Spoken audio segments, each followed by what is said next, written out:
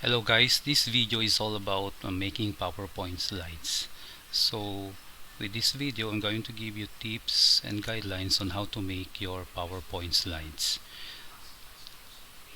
So the topics to be covered or the tips that will be given to you is based on the following. We have outlines, slide structure, the fonts, the color, the background, graphs, the spelling and grammar, and conclusions.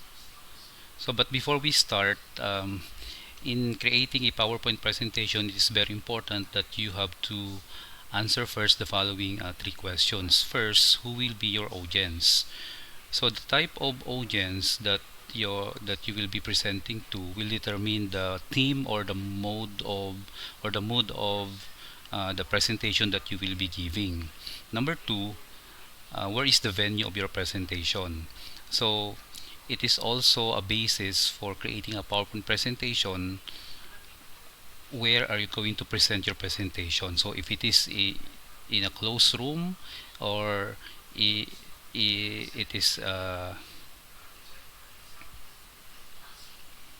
to be presented in a big area, so you have to consider also those things. And number three, what is the allotted time given to you? What is the allotted time given to you to present your presentation? So these are the three uh, factors that you have to consider before creating your PowerPoint slides. So for the outline, you have to make sure that your first and the second slide of your presentation is your outline. So meaning to say, the first slide should be your name and the type of presentation you will be presenting. The second slide will be the content or the outline of your presentation. Also, you have to follow the order of your outline for the rest of your presentation. So meaning to say, um, if you have set five outlines for the presentation, see to it that you present them in order. Okay? Only place main points on the outline slide. So the PowerPoint presentation is not a venue for you to capture everything, all the paragraph and sentences in your presentation. So meaning to say, your PowerPoint presentation is only an outline of what you are going to present. So see to it that you use the titles of each slide as your main points. For the slide structure, a good slide structure uses only 1 to 2 slides per minute of your presentation. So you have to rehearse your presentation and see to it that you only consume 1 minute for 1 to 2 slides. Number two is you have to write in point form, not complete sentences. Since your PowerPoint presentation, it is only an outline of what you are presenting, see to it that you don't copy paragraph or complete sentences in your PowerPoint presentation. Next is you have to include only 4 to 5 points per slide. So no more than 5 lines per presentation. And one thing also to consider is you have to avoid wordiness. So meaning to say, you have to use only keywords and phrases. So this is one example of a bad slide structure. So as you can see, this page contains many words for a presentation slide, and it is not written in point form, making it difficult for you, for your audience to read and for you to present each point. Although there are exactly the same number of points on the slide as previous slide, it looks like much more complicated. In short, your audience will spend too much time trying to read this paragraph instead of listening to you. Another good point in making slide structure is that you only have to show one point at a time. So there are transitions in PowerPoint presentation wherein you need not to present everything at one slide. So meaning to say, you have to show one point at a time. Why? Because it will help your audience concentrate on what you are saying.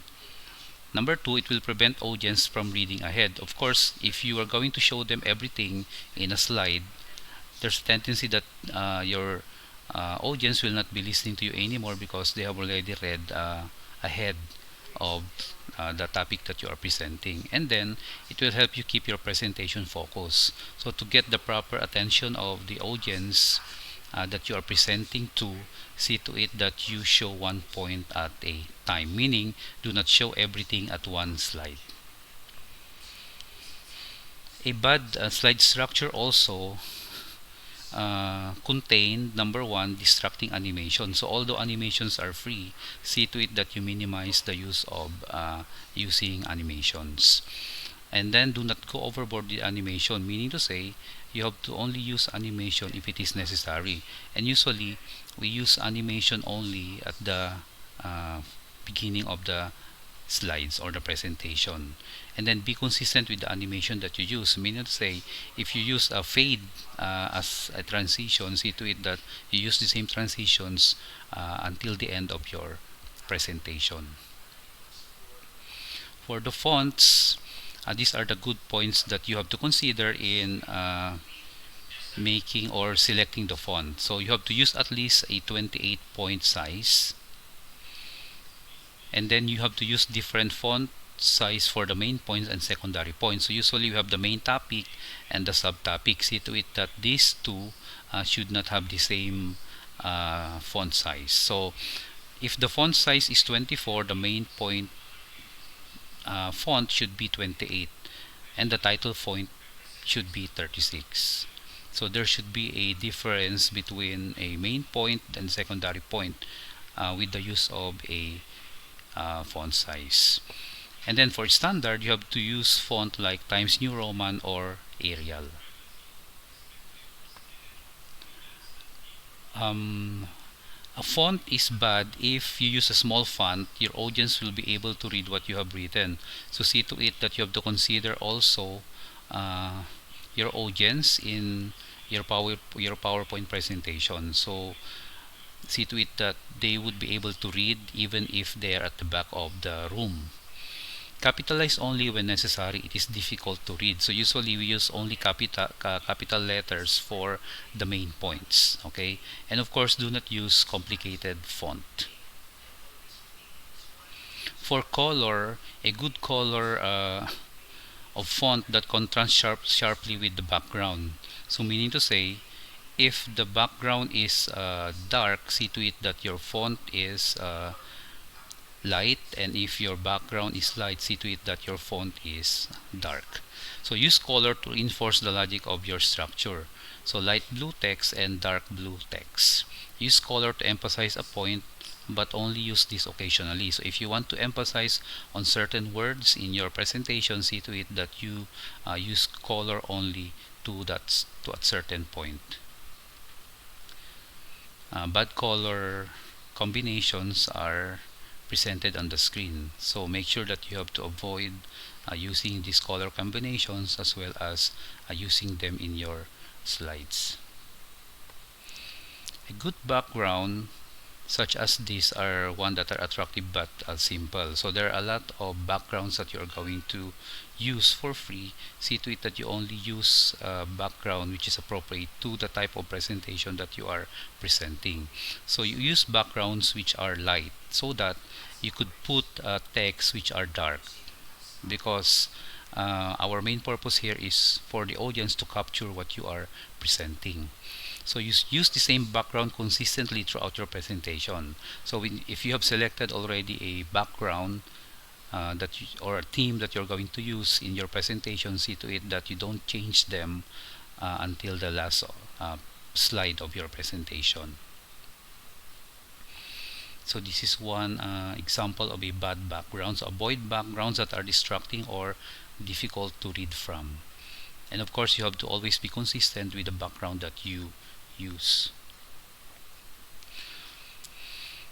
Now in presenting numbers, you have to use graphs rather than just charts and words. So data in graphs is easier to comprehend and retain than in raw data. So if you're going to present numbers or numerical values, see to it that you don't put them in a table, but rather you put them in a graph.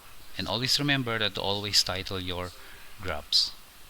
So this is a bad example of a graph, and this is a good example of a graph. So if you can see, a graph should have a title, and it is easily understood if it is represented in a numbers are easily understood, or numerical values are easily understood if it is presented in a graph. This is also a bad type of graph because minor grid lines are unnecessary, font is too small, colors are illogical, the title is missing, and shading is distracting. So you have to avoid these things in uh, using graphs in your presentation. Spelling and grammar. So before doing your presentation, you have to proof your slides for number one, spelling mistakes. So see to it also that when you're going to present, there are no misspelled words in your presentation.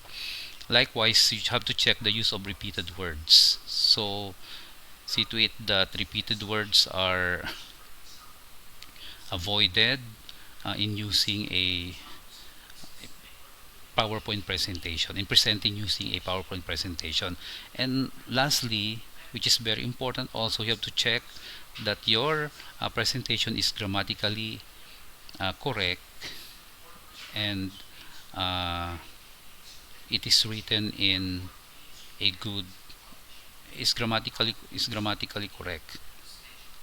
So if English is not your first language, please have someone check your presentation. So it is always good to have someone to check your presentation before you present it.